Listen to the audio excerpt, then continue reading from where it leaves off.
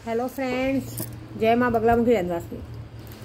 देखिए, अब मेरी पूरी की पूरी तैयारी सिर्फ जो 100 लड़कियों की शादी की उसमें करने वाले हैं और बहुत जल्दी ऑफिस का भी हो जाएगा। लेकिन अभी सबसे पहला स्टेप मैंने सोचा है कि मैं ये शादी बुल्ढाना में रखने वाली हूँ, बुल्ढाना सैलानी बाबा की तरफ। तो हमने सोचा कि वहाँ के लोकल लोगों की ज़रूरत है। मतलब यहाँ से तो बॉम्बे से तो लड़कियाँ जाएंगी, लेकिन लोकल जगह की अगर गरीब लड़कियाँ मिलेंगी शादी के लिए तो ज़्यादा ज़रूरी। तो जो ग्रामीण विभाग के हैं, जहाँ पे ये शादी होने वाली, सबसे पहले हम वहाँ जा रहे हैं। वहाँ बैनर वैनर लगाएंगे और वहाँ की लड़कियों के नाम लेना शुरू करेंगे, क्योंकि नज़दीक के रहेंगे तो नज़दीक के फटाफट कैसे ग्रामीण भाग में फटाफट हो जाते हैं। क्योंकि हमारे शहर के लोग क्या बहुत ज़्यादा करोड़पति बन चुके हैं ना।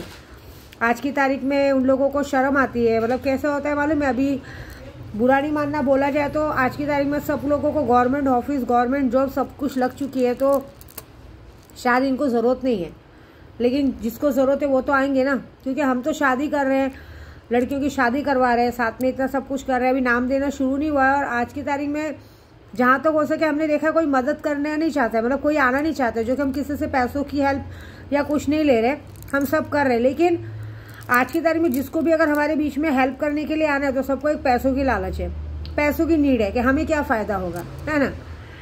ज़िंदगी में अगर कभी ज़िंदगी में कोई पुण्य नहीं किया हो ना, तो ये टाइम होता है पुण्य कमाने का। हर जगह पैसे काम नहीं आते, पैसे तो ऐसे भी मिलते ही हैं, समझ रहे हो, पैसे तो ऐसे भी मिलेंगे। लेकिन जो इंसान सिर्फ पैसों के पीछे भागता है ना, वो कभी भी आगे नहीं बढ़ पाता। ये बात याद रखिए। मैं ये जो काम कर रही हूँ, जो लोग मेरा साथ दे रहे हैं ना, आने वाले इलेक्शन में उनको किसी को बोलने की ज़रूरत नहीं पड़ेगी, ऐसे ही सबका नाम वाम हो जाएगा। बहुत कम लोग रहते हैं जो सारा काम करते हैं। आज तक मैं गोराई में इतने सालों से रहती हूँ, मेरा रिकॉर्ड है। मैंने आज 5 सालों से, कम से कम 5 सालों से तो कंटिन्यू जयंती मनाया है, बुक्स बांटे हैं, बुद्ध पूर्णिमा के दिन सारा काम किया है, और गणपति में भी खाना बांटा है, नवरात्रि में भी भंडारा करवाया है। लेकिन सब वन मैन शो खुद के पैसों से करती हूँ मैं, ना किसी से चंदा लेती हूँ ना कुछ करती हूँ, ठीक है ना। क्योंकि मुझे बिलीव नहीं है, मेरी आदत है, मैं देने वाला हाथ है मेरा, मांगने वाला हाथ नहीं। मैं ऐसा हाथ रखती हूँ, ऐसा हाथ कभी नहीं करती हूँ। और आज की तारीख में अब जिसको भी बोला जाए तो हर कोई अपने पॉइंट ऑफ में लगाए कि हमें क्या फ़ायदा, जो कि सब ये बात जानते हैं कि जो भी इस काम में मदद करेंगे उनको फ़ायदा होगा ही। मैं अपने साथ जिनको अपने साथ यात्रा पे भी लेके जाती हूँ ना, उन लोग को भी मैं 1 रुपये की जगह 2 रुपये का फ़ायदा कराती हूँ। कोई बात नहीं। ये देखिए, कहते हैं ना, शादी करना, लड़की की शादी कराना, घर खरीदना या कोई भी बड़ा काम करना, इसमें थोड़ी बहुत अड़चन तो आती है। लेकिन एक ही बात है कि जीत का डंका जब बनता है, मेरे गुरु हमेशा मुझे कहते थे, तेरे मुँह की लाली चमकेगी।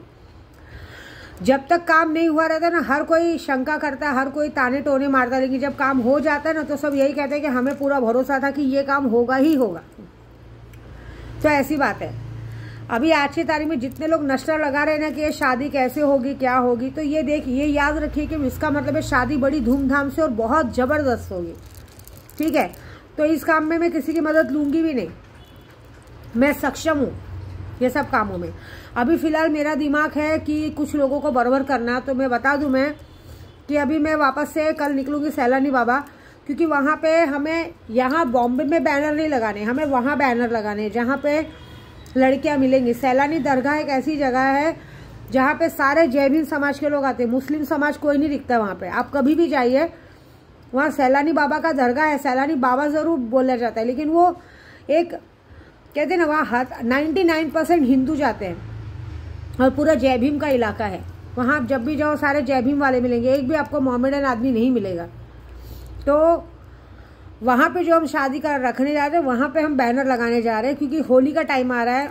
धीरे धीरे सब एक आध महीना पहले से आते हैं कि हमें जगह मिले, रहने को मिले, तो सब वहाँ आने वाले हैं। तो हम वहाँ जाने वाले हैं। और मेरे को कुछ लोग मेरे दिमाग पे लगे हैं। मुझे ना कुछ लोगों की बातें पसंद नहीं है। कुछ लोग क्या करते हैं, मेरे साथ रहते हैं, मेरा ही खाते हैं और मेरे को ही नमक हरामी करते हैं।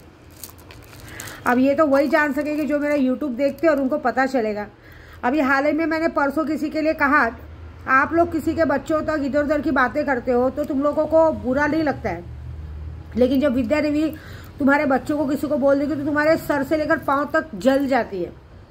लेकिन कभी ये सोचा विद्या देवी क्यों बोलती है? बताओ। विद्या देवी आप लोगों पे भरोसा करती है, आप लोगों को लेके जाती है। तो आप लोगों की ईमानदारी मेरी तरफ कितनी % रहनी चाहिए? आपको अपना भाई बाप समझ के, मेरे साथ आज तक कोई भी गया हो, चाहे कोई भी औरत गई हो, आदमी गया हो, चाहे कोई भी है, मैंने कभी भी उनको नौकर समझ के ट्रीट नहीं किया है, अपना घर का समझ के ट्रीट करती हूँ। तो मेरा कहने का मतलब है आप लोगों को मेरी तरफ कितनी % ईमानदार रहना चाहिए। आप लोग मेरी बातें पता करते हो, अगर मेरे कोई जान पहचान का आदमी मिल जाए तो आप उसको मेरा बायोडाटा पूछते हो, ये क्या कमाती है, कैसे करती है, क्या करती है, कहाँ क्या करती है। बेईमानी आपके खून में बसी है, ठीक है ना? बेईमानी आप लोगों के खून में बसी है और उसके बाद आपको बुरी लगती बात है, ऐसी बात है। मतलब यहाँ पे ऐसा सौदा है कि हम आपको लाखों रुपया दे दे, पूछने का नहीं। आप लोगों को अपना 1 रुपया भी इधर उधर जाए वेस्ट नहीं बर्दाश्त होता है, लेकिन आप लोगों को धोखा दे के, लोगों की बातें इधर उधर करके करते हो तो गुस्सा आता है। अभी हाल ही में मैंने 2-3 जन का नाम लिया था, उन लोगों को नाम लिया तो उन लोगों को मिर्ची लग गई, हमारा नाम ले रहा हो। तुम खुद सोचो ना, तुमने ऐसा क्या किया कि तुम्हारा नाम लिया मैंने? तुम लोग खुद सोचो कि तुम लोग ने ऐसा क्या किया। बेईमान, मेरा कहने का मतलब ये शॉर्टकट वाला बात है, बेईमानी क्यों किया? डर नहीं लगा? ये औरत जब पेट भर के खिला सकती है तो पेट के अंदर हलक में हाथ डाल के, हाथ घुमा के निकाल भी सकती है। डर नहीं लगता? मेरे साथ 24 घंटे गाड़ी चलाते रहते हो, रास्ते में चलते रहते हो, रास्ता कंटिन्यू देखते हो कि ये औरत सिर्फ पूजा करती है। मैं है ना बेईमानी नहीं करती पूजा पाठ में। मेरे हाथ में हमेशा माला पड़ी रहती है। ये माला है ना, मुझे सांबर शरीफ से मिली है। इसमें कम से कम 250 मोती हैं। ये भगवान ने मेरी इजी काम के लिए दिया है कि जब मैं आयते पढ़ूँ तो डबल काम होता चला जाए और डबल लोगों पे असर करे। आपको बल में 1 माला पढ़ने पे लाख का सवाब मिलता है। मैं 10,000 माला डेली पढ़ती हूँ। मुझे बुरा क्या लगता है कि मैं एक बात का जवाब दूंगी। आपको बुरा ऐसा लगता है कि विद्या देवी हमारे लिए बोलती है। मुझे बुरा इस बात का लगता है कि मुझे आपसे ये पूछना है कि मैं आप लोगों पे भरोसा करती हूँ, सब कुछ करती हूँ, तो आप लोग मुझे धोखा देने का कैसे सोचते हो? और जब आप लोगों के बच्चों का बात आता है, कुछ आता है, आपको गुस्सा आता है ना, क्योंकि आप लोग ने आज तक अपना खुद का भला किया है। पूजा पाठ से सबसे पहले इंसान अपना भला करे ना, तो मैं मानती हूँ कि वो पूजा पाठ में आगे है। मैंने आज तक सबसे पहले अपना भला करना सीखा है। लॉकडाउन आया, मेरे बच्चों को पूरे लॉकडाउन में, 2 साल का लॉकडाउन था, पूरे लॉकडाउन में एक दिन भी मेरे बच्चों को बुखार नहीं आया। मेरे बच्चों को मैंने एडमिट नहीं किया है, ठीक है?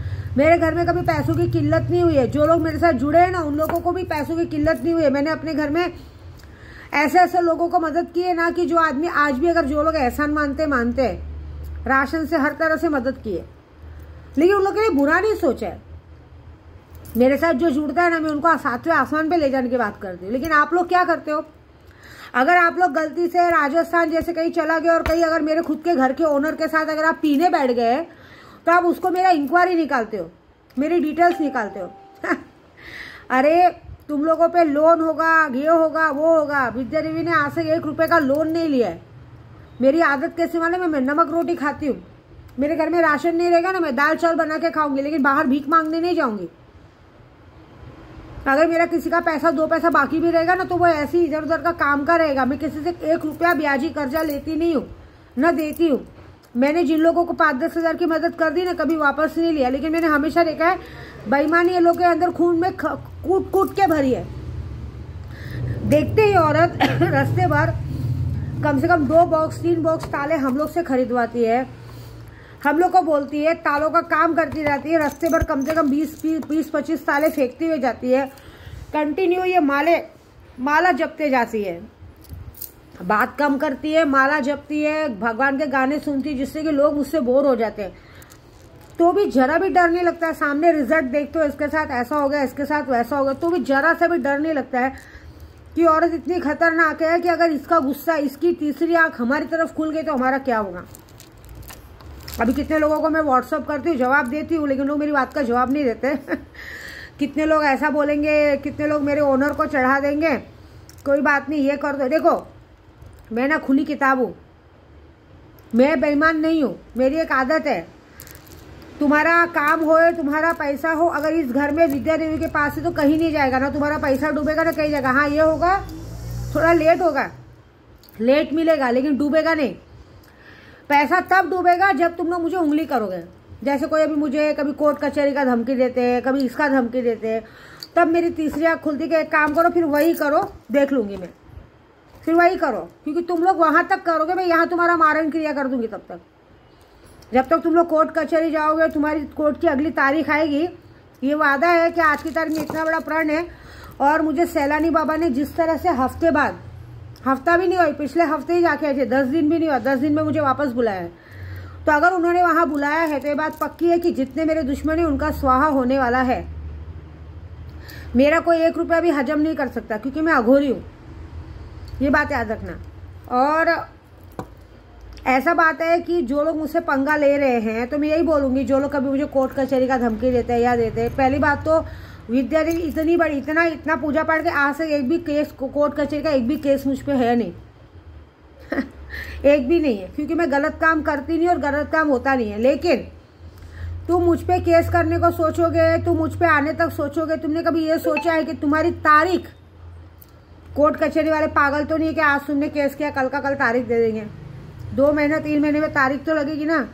मैं वादा करती हूँ, पूरे यूट्यूब पे बोल रही हूँ मैं, तुम्हारी तारीख आने से पहले अगर तुम्हारा पूरा खानदान, तुम्हारे घर में जो भी है, पूरा का पूरा खानदान अगर ऊपर नहीं पहुंचा ना, उनका मारण क्रिया नहीं किया ना, एक बाप की औलाद नहीं सोचूंगी मेरी माँ 10 बाप के साथ सो के विद्या देवी को पैदा की। ये खुला चैलेंज दे रही हूँ मैं। लड़ो उनसे जिनसे तुम्हारी औकात रहे।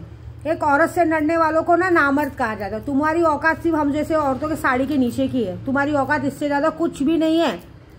तुम जैसे लोग ना भाई बनाने के लायक ही हो, ना बाप बनाने के लायक ही हो, समझे। तुम जैसों की गंदगी, कितनी गंदगी तुमने अपने खुद के बच्चों को क्या सिखा के रखा है तुम्हारे छोटे छोटे पिल्ले अपने से बड़ी बड़ी उम्र की लड़कियों को प्रपोज करते हैं, सोचो, ये सिखा के रखा है। और बाबू बच्चा बोलते हैं। तुम्हारे से अच्छे तो फिर हम है, हमारे बच्चे। हम अपने बच्चों के साथ दोस्त बन के तो रहते हैं। किसी को गाली देना तो नहीं सिखाया, किसी को उल्टा बोलना तो नहीं सिखाया, बेईमानी तो नहीं सिखाया। ये बात है। तो मैं एक ही बात बोल रही हूँ कि तुम अपना दांव लगाओ, मैं अपना दांव लगाती हूँ। एक बात याद रखना कि अगर मुझसे प्यार से रहोगे तो विद्या देवी आसमान छुआएगी, बेईमानी करोगे तो विद्या देवी शमशान पहुंचाएगी। ये बात याद रखना, क्योंकि मुझे बिल्कुल नहीं, मुझे भी दुख होता है जब कोई मेरे साथ बेईमानी करता है ना, नमक हरामी करता है ना, तो आप लोग को पता नहीं मुझे अंदर से कितनी तकलीफ होती है। मैं खुद 2-2 दिन तक बीमार पड़ जाती हूँ कि हाय भगवान, मैंने इनके साथ ऐसा क्या किया कि इन्होंने बेईमानी की।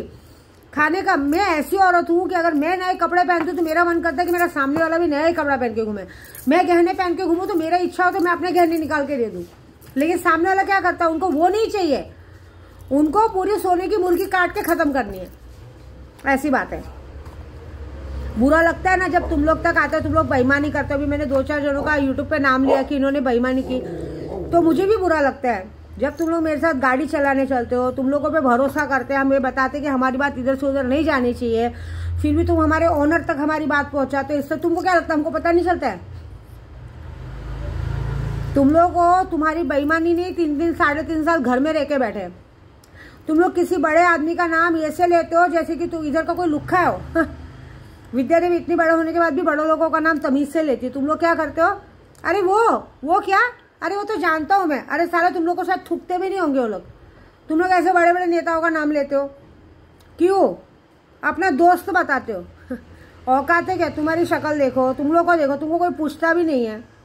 लेकिन एक बात है कि कुछ लोगों का अभी कहते हैं ना मामला खत्म होने वाला। मैं क्या बोली, ये होली मेरा काम कंटिन्यू चालू है। फिर से सैलानी बाबा ने मुझे सद के बुलाया है। ये होली की रात तुम्हारी आखिरी रहेगी। और अभी भी बोलूंगी, विद्या देवी के नाज में मत लगना, नहीं तो ये बात याद रखना, जो भी हो, पैसा हो, शक्तियां हो, पूजा हो, प्यार से लो। अपना दिमाग लगाओगे तो एक बात याद रखना कि तुम्हारी सोचने से पहले तुम्हारी मौत हो चुकी रहेगी, तुम लोग आसमान पे जा चुके रहोगे। ये वादा है मेरा, ठीक है। जय माता दी।